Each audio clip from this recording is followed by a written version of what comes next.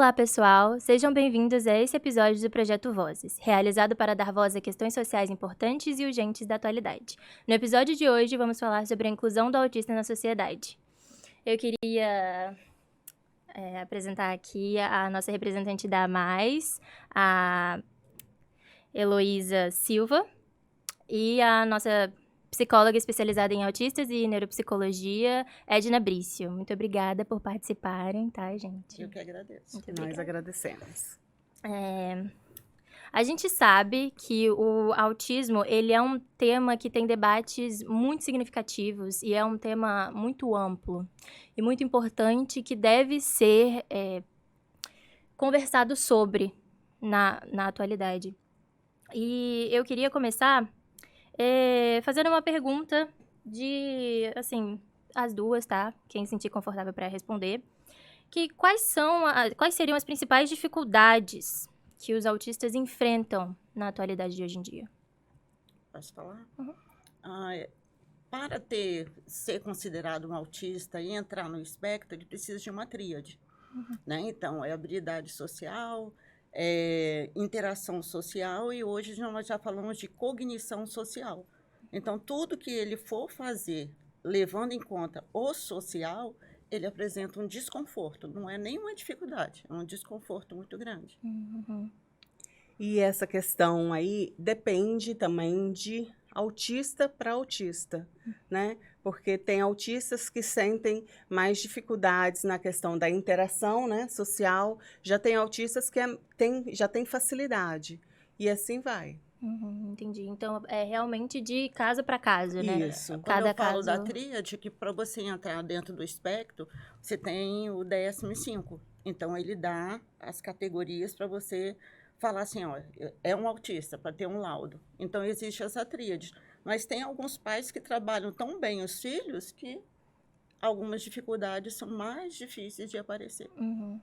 E quando tem essas dificuldades que são, assim, maiores, por assim dizer, quem tem um pouco mais de dificuldade, realmente, de interagir com outras pessoas, que tipo de ajuda nós, pessoas não autistas, poderíamos dar para essa pessoa, para ela se sentir mais acolhida?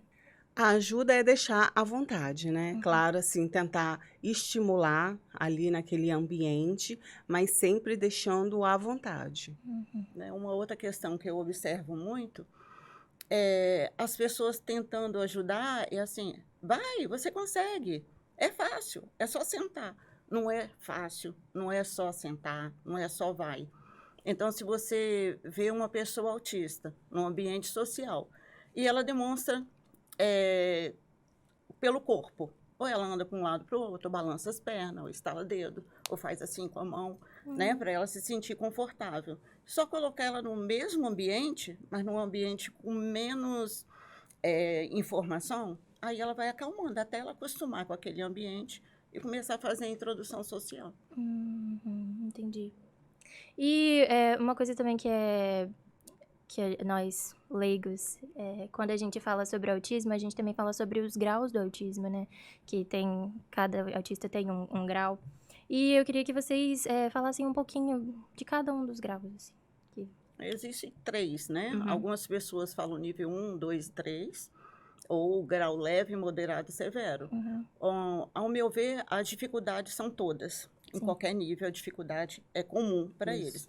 Só que não existe um checklist, sabe? Aí as pessoas falam assim, autista não olha no olho. Autista olha no olho quando ele é treinado. Uhum. Autista não vai para um show. Autista vai para o show, só que ele não fica lá no meio. Ele vai para um camarote ou para um lugar mais reservado. Então, o diferencial é como a família trabalha isso. E, ao meu ver, a diferença é o rebaixamento cognitivo. Isso. E nós também, assim, existem uns 3 tipos de graus, né, de suporte do autismo. Mas, exemplo, quem tem o suporte 1 tem várias limitações, assim como quem é o nível de suporte 2. E assim vai. É como o autismo, ele é um espectro. E isso também dentro do nível de suporte. É um espectro, mesmo tendo esses 3 níveis. Porque às vezes tem um atraso na fala, então o tipo de comunicação é diferente. Às vezes fala muito bem, mas fala só sobre um interesse restrito.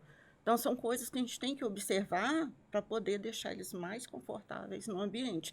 Então, A nivelação veio porque até 2013 nós tínhamos o que eles consideravam Asperger ou Asperger, cada um tem uma pronúncia, e depois de 2013 entrou todo mundo, então todo mundo é autista. Mas existem alguns laudos que ainda vêm, autista leve, entre parênteses, Sim. né, síndrome de Asperger, o antigo Asperger. Então, são essas pequenas diferenças que vão para a literatura. Mas para lidar com o autista, qualquer nível precisa de ajuda, qualquer nível precisa de alguém orientando ou demonstrando como fazer a primeira vez. Entendi. E também autismo é algo invisível. A gente não consegue ver. Quando eles são diagnosticados... O autismo, ele é invisível, mas só que, como o autismo, ele é comportamental, o comportamento de alguns autistas não são invisíveis, não. É bem visível. Entendi. Tem o que nós chamamos de estereotipias. Então, fazer assim com a Isso. mão, ou fazer assim, ou ficar girando. Então, são comportamentos que quem conhece o autismo, o transtorno, consegue olhar e falar, ó, ele é autista. Né? Não é que seja invisível. Invisível é um nível leve que eles falam, né? Que alguns falam, você nem parece ser autista, autista não tem cara. Autista não tem cara. Eu acho que é uma das poucas síndromes que tem cara é a síndrome de Down ou a síndrome de Williams, que você consegue olhar. Mas as outras não tem que ter cara. Entendi. E é mais difícil para aqueles que foram diagnosticados mais velhos? Ou vocês acham que é a mesma dificuldade se foi diagnosticado criança ou mais velho? Eu acho que, assim, quando eu trabalho com um grupo de autista do diagnóstico tardio, né? Então, o que eles falam? Quando fecham um diagnóstico, geralmente é porque levou o filho, aí você foi levar seu filho que estava com alguma dificuldade, e lá você descobre que seu filho é autista, e nós sabemos que é genético, né? Quando não nasceu prematuro, baixo peso, a gente vai para a genética. Aí fala, eu também sou autista. Aí se descobre. O que eles me relatam é que eles passam a ter respostas para perguntas que eles nunca tiveram antes. Porque eu sou estranho da turma, porque eu sou esquisito, porque que eu prefiro ficar dentro do quarto, porque que eu não como mamão devido ao cheiro, porque que eu só como metade da banana, sabe? Então, são perguntas, quando se fecha um diagnóstico tardio, ok, agora eu sei o que eu passei e como é que eu posso melhorar ainda algumas dificuldades. E essa pergunta também, ela varia de pessoa para pessoa. Como lá na Mais também a gente atende crianças, jovens, né, e adultos, né? E assim, cada um tem uma resposta. Já tem pessoas adultas que falam que o diagnóstico trouxe um alívio, né? Já para outras, não foi bem assim, né? Acabam não aceitando. Tem crianças também que sabem desde do diagnóstico sobre o autismo, mas acabam lá na adolescência, começando a entender esse processo, acabam não aceitando tão bem assim o diagnóstico. Na psicologia nós falamos que é a identidade emocional. Então, quando você tem um diagnóstico de qualquer síndrome, de qualquer deficiência, você tem que ter uma identidade emocional. Então, você tem que se aceitar. Então, eu me aceito enquanto estou ali na minha família. Quando eu vou para o grupo de escola, eu já não quero que eles saibam que eu sou autista, porque autista, às vezes, acaba tendo uma piada. Só que quanto mais informação tiver, mais informação for vinculada por todos os meios, a escola é o principal. Então, se ela passa informação para a turma daquele adolescente, o que é um autismo, quando eles descobrem, ele vai ser muito mais acolhido do que era antes. Entendi. E também, eu queria perguntar sobre as habilidades dos autistas, porque muitos autistas, eles têm habilidades, não quero dizer especiais, mas habilidades que Extraordinárias. extraordinárias, São que nós não temos. E aí eu queria saber qual seria uma maneira de incentivar essas habilidades. Existem vários tipos de habilidade, né? Tanto na culinária, como no desenho, como na questão de arquitetura, desenho em 3D. Mas eu costumo dizer que habilidade todos nós temos. O que nós não temos ainda, e principalmente no autista rebaixado, é a competência para gerenciar isso. Ser autista é dificuldade na função executiva. Ele sabe o que tem para fazer, sabe como fazer, mas ele precisa que alguém gerencie junto com ele. Então, eu tenho uma autista que ela é fantástica. Ela desenha maravilhosamente, mas toda vez que eu falo assim, desenha tal coisa para mim, aí ela para. Porque ela tem que ter a vontade dela, o estímulo, sabe? Então, assim, tem habilidade? Tem. Todo autista tem habilidade? Não. É isso que eu ia falar. Nem todo autista tem habilidades. Exemplo, meu filho. Meu filho hoje tem 13 anos. Alguma pessoa pergunta, Heloísa, qual o hiperfoco do William? Não tem. Assim, ele gosta de brincar, videogame, coisa e tal, mas ele não tem um hiperfoco, assim, definido ainda. O que me chama muita atenção é que a maioria dos autistas que eu atendo, eu tenho um grupo grande de adolescente e de adulto, que todos gostam de anime. Né? É como se fosse um referencial. Isso, né? a grande maioria, né? Eu acho que hoje gosta. Aí eu queria aproveitar essa fala sua. Você é mãe de um autista.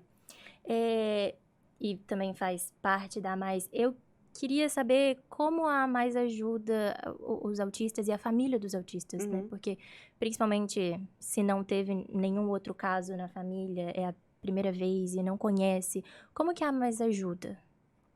Então, a Mais, ela existe há 22 anos, né? A Mais, ela atua no direito de garantias e autonomia para a criança autista, para o autista.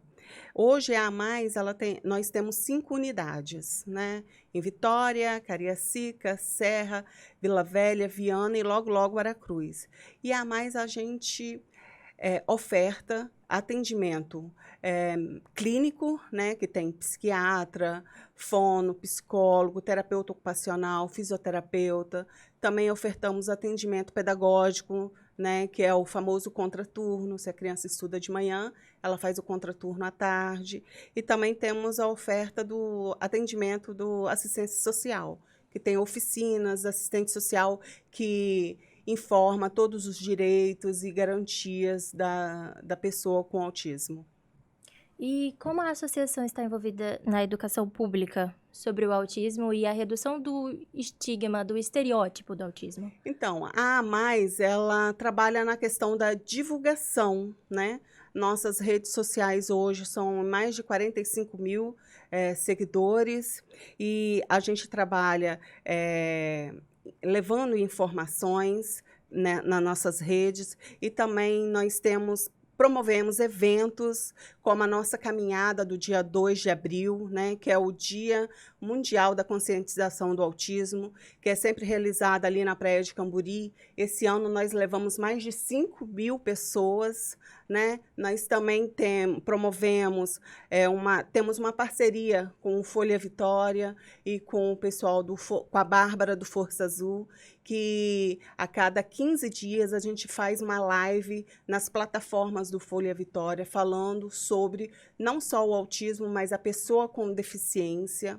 Nós também promovemos o evento do Gol Azul, que é sempre no final do ano. Esse ano vai ser no dia 17 de dezembro, onde o jogador Sávio, ele é o embaixador, né, que ele traz jogadores de outros estados, né? Tudo isso envolvendo o autismo para divulgação, não só dentro, como a gente fala, dentro da nossa bolha, né, mas também para fora, para todos. Sim. E também temos o nosso bazar.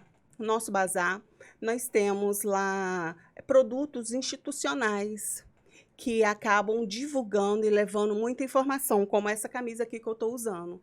É de mãe de autista, né, que dá para... já está, a gente não precisa falar quando a gente está num ônibus ou em qualquer outro lugar. É uma Isso camisa daí muito que a Mais... bonita. Obrigada. Isso que a Mais tenta levar à divulgação. E aí eu queria também fazer uma pergunta. Como que entram em contato com você? É pelo WhatsApp? Você, não, vocês. É pelo WhatsApp, é pelo Instagram, pelo Google? Então, dá para entrar pelo nosso Instagram, que é o @amaiscapixaba, e tudo depende também da informação. Se a pessoa quer fazer, tipo, a carteirinha do autista, é num número que nós temos disponível lá nas nossas redes sociais. Se ela quer acessar entrando na instituição, né, o nosso cadastro é feito toda primeira segunda-feira útil do mês, pelo telefone. Eu não vou falar o número, porque como nós temos 5 unidades, quem é de Vila Velha tem que ligar para o número de Vila Velha. Quem é de Cariacica, para de Cariacica, de Viana para o Viana, e os demais municípios têm que ligar para o telefone de Vitória, que é o 3327-1836.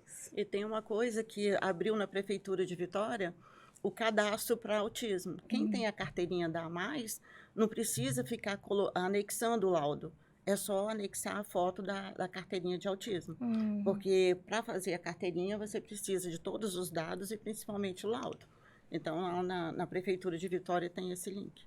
Então, hoje, como ela, né, falou bem, não são em todos os municípios, mas hoje em dia, na Grande Vitória, praticamente a maioria tem a carteirinha do autista. Né? A nossa é uma carteirinha. A da Prefeitura de Vitória é outra, que é válida e garantia por lei. Assim como tem em Vila Velha e Viana também. Entendi.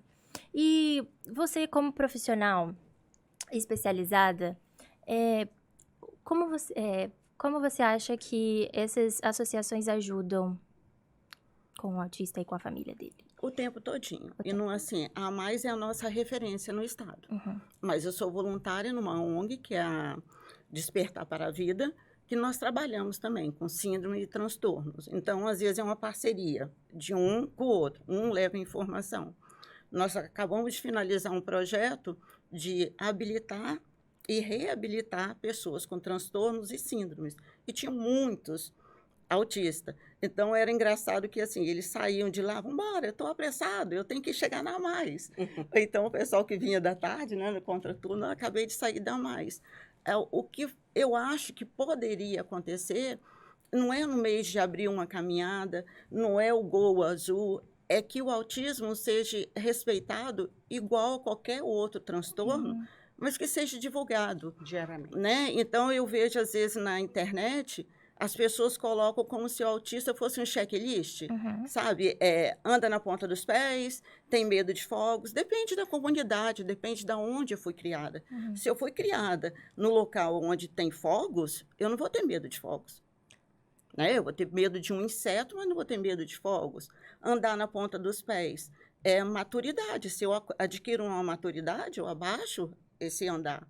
Então, eu acho que as informações deveriam ser mais científicas e mais reais, porque tem vários blogs. Então, quando você abre, você bota o nome lá, você tem vários tipos de informação. E, às vezes, essas informações não são para ajudar.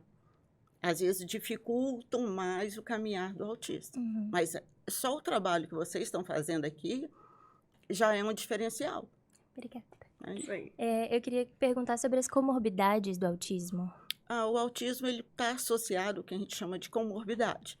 Então, eu posso ser síndrome de Down com autista, eu posso ser autista com dislexia, autista com TDAH, eu posso ser autista com dificuldade do processamento, eu posso ser autista com baixa visão. Sim. Então, assim, depende da genética. Por isso que nós falamos que um autista não é igual ao outro, que ele tem a genética do pai, a genética da mãe e ainda o transtorno. Então, se meu pai é TDAH e minha mãe é uma autista, então eu vou vir com uma comorbidade. A gente até costuma falar entre mães, né, em grupo de mães, que o autismo acaba sendo um brinde, porque como a Edna falou, o autismo nunca vem sozinho, ele sempre... Né, a grande maioria, né, sempre vem com uma outra comorbidade. E é bom vocês passarem essa informação, que eu escuto, às vezes, uma mãe que demora um tempo para poder fazer o luto do diagnóstico do filho. Fala, ele tem autismo? Tem, minha filha, ele é só autista. Então, ninguém é só autista, né? Todo mundo tem uma dificuldade. Às vezes, essa dificuldade demora a aparecer, né? E tem outros que aparecem com mais... forte antes da alfabetização. Isso, e o que a Edna falou é bem importante mesmo. Quando nós recebemos o diagnóstico, a gente pensa assim, esse menino está com dificuldade no aprendizado. É do autismo. Esse menino está com dificuldade de falar, é do autismo. Esse menino está com dificuldade de me ouvir, é do autismo. Não. Assim, nem tudo disso é verdade.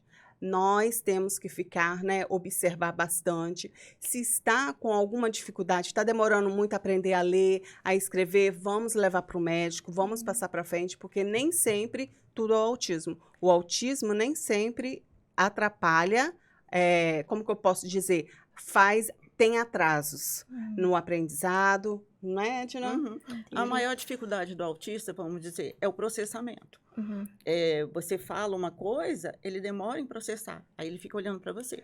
Entendi. Então, se o professor dá um comando, circule o adjetivo e risque o predicado, ele vai responder só o primeiro.